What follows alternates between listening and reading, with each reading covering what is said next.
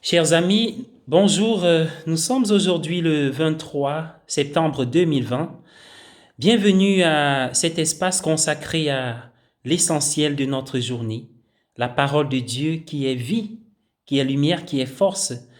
C'est le temps de la méditation de cette parole qui nous relance dans notre espérance et dans notre foi et nous donne des forces pour alimenter la charité au quotidien. Installez-vous bien, c'est l'heure de la halte spirituelle, le repère spirituel pour la journée. Il y a en effet aujourd'hui une fête que nous célébrons, celle de Saint Padre Pio de Pietrelcina, un saint que nous aimons prier pour tout ce qu'il a reçu comme don et attention de la part du Seigneur et aussi tout ce qu'il a donné à ceux qui venaient vers lui. Saint Padre Pio a eu la grâce d'avoir sur son corps les marques de la souffrance. L'occasion d'en parler aujourd'hui au cœur de cet évangile selon Saint Luc. En effet, il y a un contraste frappant dans la lecture de l'évangile d'aujourd'hui. Jésus a donné aux 12 une part de son propre pouvoir de guérison et de soins en les envoyant en mission. Cependant, il les a également envoyés dans la faiblesse, leur disant de prendre très peu pour le voyage. Pas de bâton, pas de sac à dos, pas de pain ou d'argent ou de tunique de rechange. C'est comme si Jésus voulait que son pouvoir se révèle dans la faiblesse et la vulnérabilité humaine. C'est souvent à travers nos expériences de faiblesse et de fragilité que le Seigneur agit le plus puissamment. Beaucoup d'entre nous se sentent faibles et fragiles en ces temps où la présence du virus covidien est de plus en plus prononcée.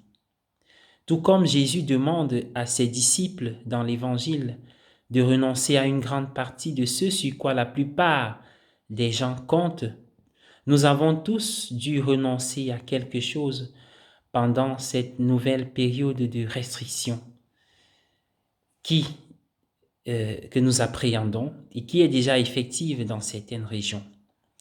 Les personnes de foi avaient renoncé à leur présence physique à l'Eucharistie.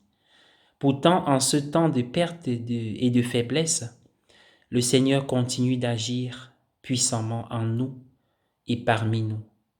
Un tel moment peut nous renvoyer plus pleinement au Seigneur qui est présent pour nous dans les moments difficiles comme dans les moments favorables.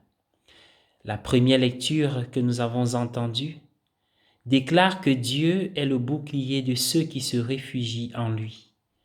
Et également le psaume parle du Seigneur qui est proche de nous et qui est la lumière sur nos pas.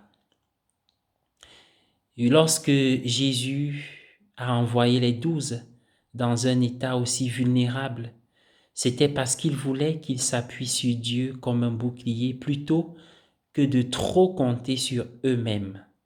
Ces jours où nous faisons l'expérience de notre faiblesse et de notre fragilité de manière plus prononcée sur le plan universel, ces jours nous donnent l'occasion de nous appuyer plus pleinement sur le Seigneur comme un bouclier. Et toi qui traverses des moments difficiles, et toi qui as besoin d'un souffle nouveau chaque fois, qui as besoin d'une présence régulière du Seigneur et permanente, ce temps, c'est l'occasion de redécouvrir le secours de Dieu et sa grâce qui nous assiste toujours. Comme nous le rappelle Saint Paul dans une de ses lettres, la puissance du Seigneur peut être rendue parfaite dans la faiblesse. Oui, je crois en celui qui me fortifie.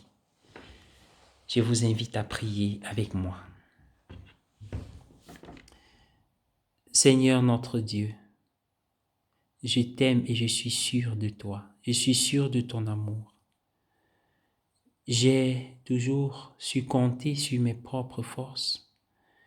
Même quand je te priais, c'était parfois de manière routinière, dans une absence de ma présence et de ma conscience. Mon esprit parfois s'envole alors que je prie, alors que même au cœur de l'Eucharistie, mes pensées s'envolent.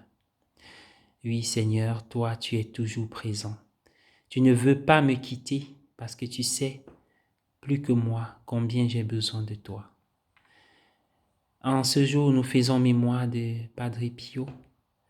Nous voulons te présenter toutes nos blessures et nos souffrances physiques et morales, spirituelles et affectives.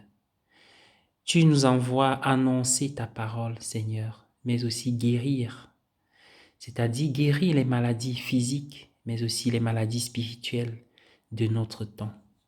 Spirituelles dans ce sens où parfois les yeux de notre foi sont fermés par les idéologies et les connaissances qui fusent et qui sont diffusées. Maladies physiques, car Seigneur, parfois nos membres souffrent, nos cœurs aussi, et parfois ce sont des maux psychologiques qui nous habitent. Seigneur, tu es le médecin de tout cela. Maladie physique aussi parce que ça peut être un handicap provoqué par des causes physiques et naturelles ou par des accidents, des choses involontaires.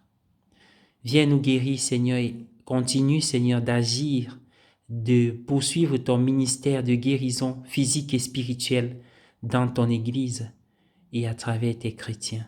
Multiplie les dons comme tu l'as fait pour Padre Pio.